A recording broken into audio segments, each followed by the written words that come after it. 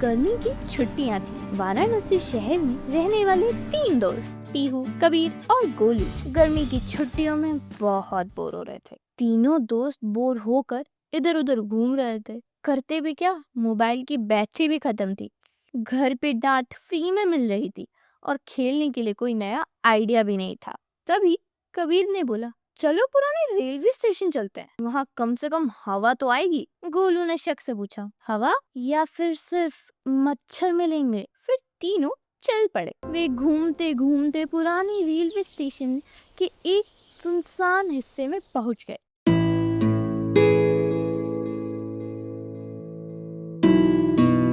पुराने railway station की सीढ़ियों पर वे चुपचाप बैठे थे। गोलू ने नाटकीय अंदाज में कहा, स्वागत है वेरांटुन जंक्शन में। आज वे ना तो शरारत कर रहे थे और ना ही हंस रहे थे। पीहू का सपना था कि वो वैज्ञानिक बने, लेकिन उसे लगता था कि वो गणित में उतनी अच्छी नहीं थी। कबीर बड़ा खिलाड़ी बनना चाहता था, पर हर हार के बाद उसका आत्मविश्वास थोड़ा और कम हो जाता। और गोलू, उसे तो अभी तक समझ नहीं आया कि उसे बनना क्या है। तीनों चुप थे। तभी स्टेशन की पुरानी घड़ी से अचानक टिक टिक करना शुरू करी। सालों से बंद पड़ी घड़ी। गोलू ने धीरे से कहा, ये पहले चलती थी क्या? पीहू ने जवाब नहीं दिया। वह पटरियों को देख रही थी। उसे लगा जैसे कोई उन्हें बुला रहा हो।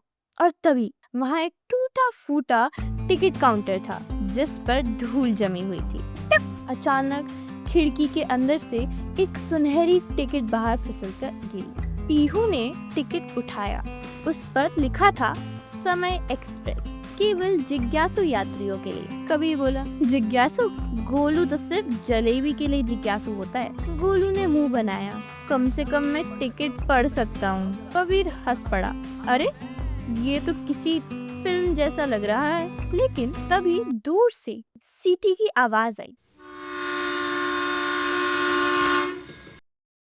धुएं से घिरी एक पुरानी लेकिन चमचमाती ट्रेन सामने आकर थी। उसके ऊपर लिखा था, समय एक्सप्रेस। दरवाजे अपने आप खुल गए। गोलू बोला, क्या हम सच में चढ़े? पीहू, क्या हमें ट्रेन में जाना चाहिए? हमें पहला कदम उठाना होगा।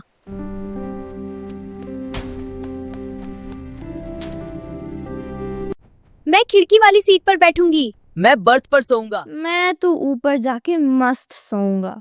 कबीर, मैं भी खिड़की की जगह लूंगा। वाह, बाहर का नजारा देखो। हाँ, मजा आ रहा है। ट्रेन अचानक रुक गई। दरवाजे अपने आप खुले। सामने चमचमाता शहर था। ऊंची ऊंची इमारतें, उड़ती गाड़ियां और रोबोट काम कर रहे थे। आसमान में डिजिटल स्क्रीन। एक रोबोट उनके पास आया। स्वागत है वर्ष 2050 में। कबीर की आंखें गोल हो गई और धीरे से कहा, ये सच है या सपना? गोलू ने कहा, ये सच में भविष्य है। पीहू ने देखा, बच्चे होलोग्राम क्लासरूम में पढ़ रहे थे। एक स्क्रीन पर लिखा था, आज की मेहनत कल का भविष्य। रेलगाड़ी की आवाज धीरे धीरे गूंजती हुई सुनाई दी।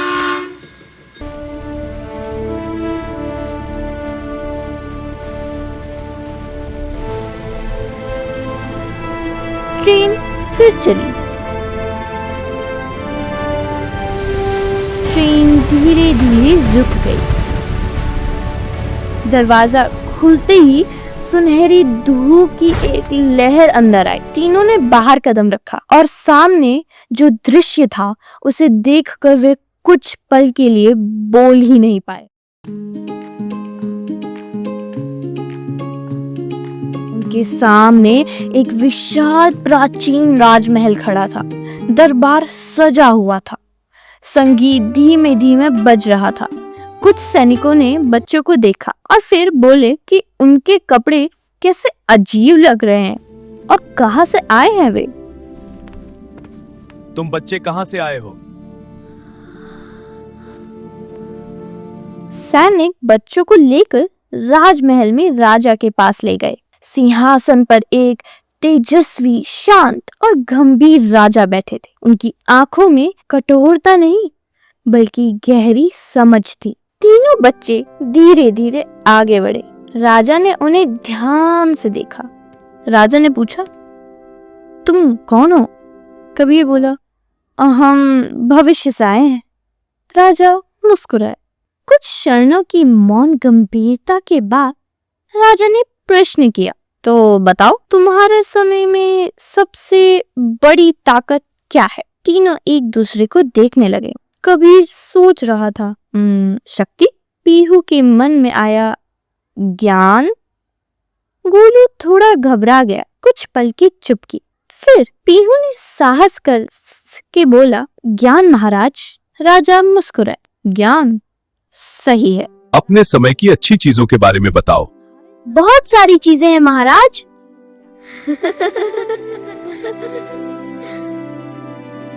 महाराज, हम जानवरों का इस्तेमाल नहीं करते।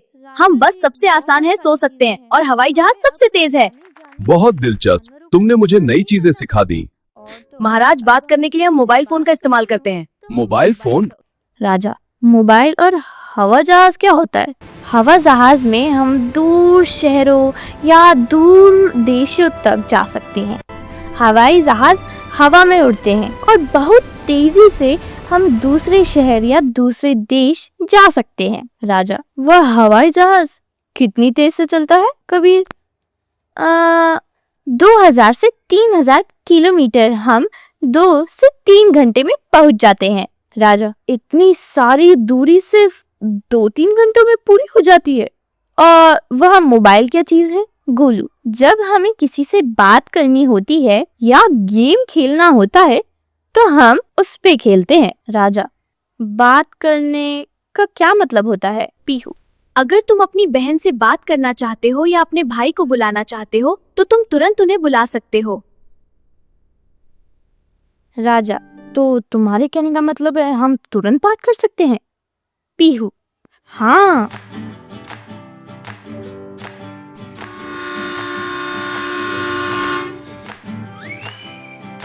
महाराज, अब हमें जाना होगा। हाँ बच्चों, चलो मैं भी तुम्हारे साथ चलता हूँ।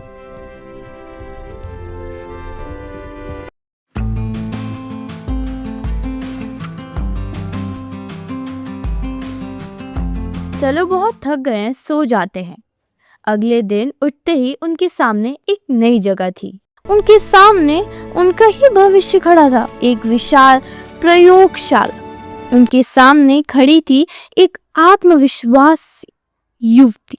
पीहू की सांस रुक गई। ये मैं हूँ? लेकिन मुझे तो गणित से डर लगता है। भविष्य वाली पीहू मुस्कुराई। डर था, लेकिन यहाँ तक पहुँचने में डर नहीं है। मेहनत ने साथ दिया, लेकिन मैंने रोज थोड़ा थोड़ा अभ्यास किया। डर कम होता गया और सपना बड़ा होता।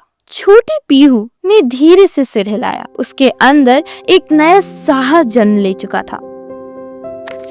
एक बड़ा स्टेडियम, भीड़ तालियां बजा रही है। मैदान में नाम गूंज रहा है,